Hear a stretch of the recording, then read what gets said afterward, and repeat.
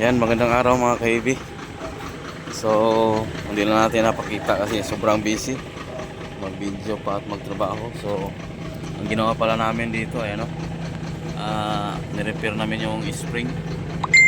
So, hindi na lang muna kami nagpalit ng spring kasi sayang, mahal. Yan.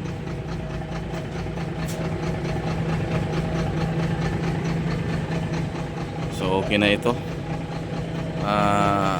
Marami kasing nabali na spring dito. So ang ginawa namin, yung sa harap na lang yung pinalitan namin kasi hindi na talaga pwede, halos mga puto lahat. So bago na itong spring sa harapan. Ayan, kulay itim, bago na. So bali dalawang set yan, yun sa kabila. So ang ginawa namin, ang spring dito na pwede pa sa harapan, nilagay namin doon sa atras para magamit naman. So ngayon ay hindi tayo nagpabili ng spring dito para sa likuran. Nirepair lang natin. Ayan. So good job na siya. At dito rin sa kabila.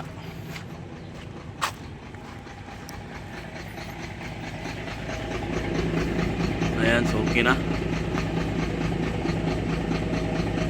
So kinating lang namin yung sa harapan, yung mother at saka secondary. Nilagay namin dito sa auxiliary niya, sa ibabaw, yung dalawa. Makapal kasi yan.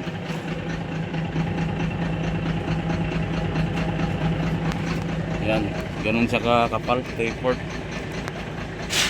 sa gitna, tapered hanggang sa dulo. Saka yung pangalawang inayos namin dito, inayos ko itong oil pump, yung hydraulic niya. So nilaping ko yung gear pump niya, nilinisan yung ano, pinalitan ng mga o-ring, yung mga check valve sa magnetic, sa control valve niya mismo. Saka malinis na kasi ayaw umangat yung wing van na Isuzu wing van po yan. Ayan, so i-try natin.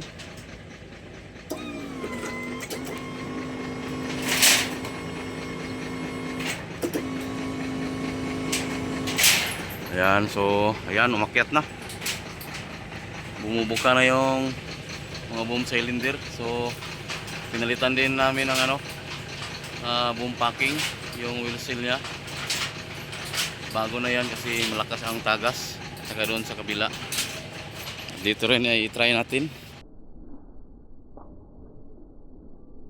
sa right side.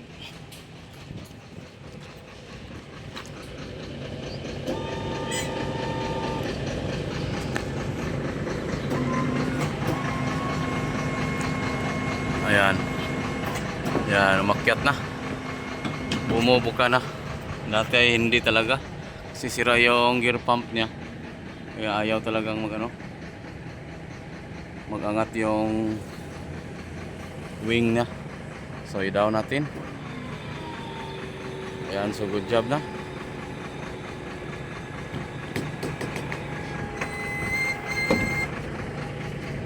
Dito rin sa kabila, down natin.